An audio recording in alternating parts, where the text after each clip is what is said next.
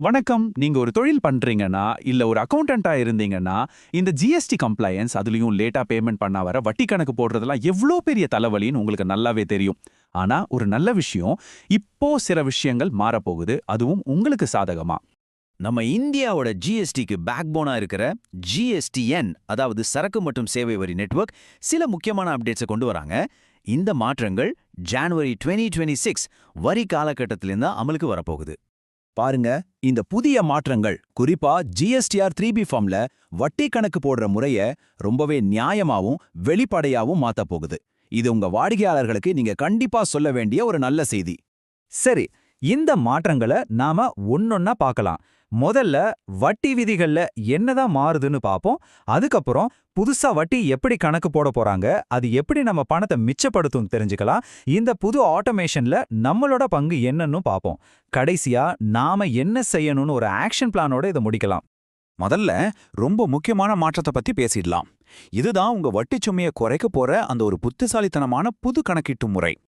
இதுல சுவாரஸ்யமான விஷயம் என்னன்னா, முன்னாடி எப்படி இருந்துச்சு, இப்போ எப்படி மாறப்போகுதுங்கிறது தான். முன்னாடிலாம் உங்க அக்கவுண்ட்ல பணம் இருந்தாலும் சரி இல்லனாலும் சரி உங்க மொத்த வரிக்கும் வட்டி போடுவாங்க. ஆனா இனிமே உங்க கேஷ் லெட்ஜர்ல இருக்கிற பணத்தை யூஸ் பண்ணதுக்கு அப்புறம் மீதி இருக்கிற தொகைக்கு மட்டும்தான் வட்டி. இது உண்மையிலே ஒரு பெரிய நியாயமான மாற்றம். இது எப்படி வேலை செய்யுதுன்னு புரியணும்னா நாம முதல்ல எலக்ட்ரானிக் கேஷ் லெட்ஜர், அதாவது இசிஎல்னா என்னன்னு தெரிஞ்சுக்கணும். சிம்பிளா சொல்லணும்னா அது உங்க ஜிஎஸ்டிக்கான ஒரு ப்ரீபெய்ட் வாலெட் மாதிரி. இனிமே ஜிஎஸ்டி சிஸ்டம் உங்களுக்கு வட்டி போடுறதுக்கு முன்னாடி முதல்ல இந்த வாலெட்ல பணம் இருக்கான்னு தான் செக் பண்ணும். இந்த புது ஃபார்முலாவை பாருங்க.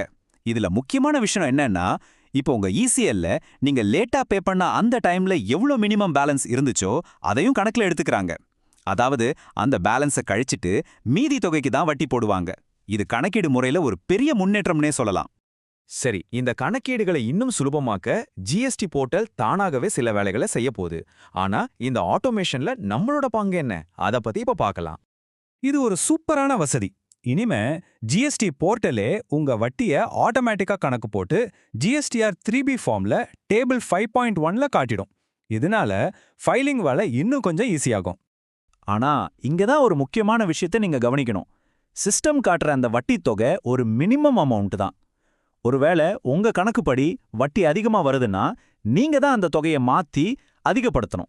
ரொம்ப முக்கியமா, சிஸ்டம் காட்டுற தொகையை உங்களால குறைக்கவே முடியாது. இந்த விஷயத்த உங்க வாடிக்கையாளர்களுக்கு ரொம்ப தெளிவா புரிய வைக்கணும். இந்த மேற்கோள் அதான் சொல்லுது, சிஸ்டம் ஒரு உதவி மட்டும்தான் செய்யுது, இறுதி பொறுப்பு எப்பவுமே நம்ம கையில தான். அதனால ஒரு தடவைக்கு 2 தடவை செக் பண்றது ரொம்ப அவசியம். வட்டி கணக்கு போடுறது மட்டும் இல்ல, இன்னொரு ஆட்டோமேஷனும் வருது. இப்போ வரி பொறுப்பு விவர அட்டவணை அப்படின்னு ஒன்ன உங்க ஜிஎஸ்டிஆர் 1 ஃபைலிங்க வச்சே போர்ட்டலே ரெடி பண்ணிடும். இது பழைய டாக்ஸ் கணக்குகளை சரியா ரிப்போர்ட் பண்ண உதவும். திரும்பவும் சொல்றேன், இதை நல்லா ஞாபகம் வச்சுக்கோங்க. சிஸ்டம் ஆட்டோமேட்டிக்கா காட்டுற மதிப்புகள் எல்லாமே ஒரு சஜஷன் மட்டும்தான். அதை அப்படியே ஏத்துக்க கூடாது. கடைசி வரைக்கும் எல்லாத்தையும் சரி பார்த்து சரியான தகவலை கொடுக்க வேண்டியது நம்ம பொறுப்பு. இந்த வட்டி கணக்கு மட்டும் இல்லாம இன்னும் சில முக்கியமான அப்டேட்ஸும் இருக்கு. அதையும் வேகமா ஒரு பார்வை பார்த்திடலாம். இங்க 2 முக்கியமான அப்டேட்ஸ் இருக்கு. ஒன்னு, இன்புட் டாக்ஸ் கிரெடிட், அதாவது ஐடிசி பயன்படுத்துறதுல இன்னும் கொஞ்சம் ஃப்ளெக்சிபிலிட்டி கொடுத்திருக்காங்க. ரெண்டாவது, ஜிஎஸ்டி ரெஜிஸ்ட்ரேஷனை கேன்சல் பண்ணவங்களுக்கு அவங்க லேட்டா ஃபைல் பண்ற இறுதி ரிட்டர்னுக்கான வட்டியை இனிமே ஜிஎஸ்டிஆர் 10 ஃபார்ம் மூலமா வசூலிப்பாங்க.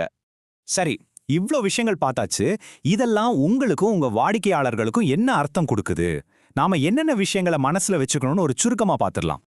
இந்த புது ஜிஎஸ்டி விதிகளுக்கு ரெடியாக இந்த செக்லிஸ்ட்டை ஃபாலோ பண்ணுங்க. தேவையில்லாத வட்டியை தவிர்க்க உங்க இசிஎல்ல எப்பவும் போதுமான பேலன்ஸ் வச்சுக்கோங்க. சிஸ்டம் காட்டுற வட்டியை டபுள் செக் பண்ணுங்க. தேவைப்பட்டா அந்த மதிப்பை அதிகப்படுத்துங்க. கடைசியா நல்லா ஞாபகம் வச்சுக்கோங்க, ஆட்டோமேஷன் உங்க வேலையை சுலபமாக்கும். ஆனா சரியா ஃபைல் பண்ண வேண்டிய கடைசி பொறுப்பு உங்ககிட்ட தான் இருக்கு. என்ன, இந்த புதிய ஜிஎஸ்டி விதிகளை உங்களுக்கு சாதகமா பயன்படுத்திக்க நீங்க தயாரா? இந்த மாற்றங்கள் கண்டிப்பா வரி கட்டுறவங்களுக்கு ரொம்ப நியாயமா இருக்கு. ஆனா எப்பவும் போல நாம கவனமா இருக்க வேண்டியது அவசியம். இந்த வாய்ப்பை சரியா பயன்படுத்தி உங்க நிதி நிர்வாகத்தை இன்னும் சிறப்பா பண்ணுங்க.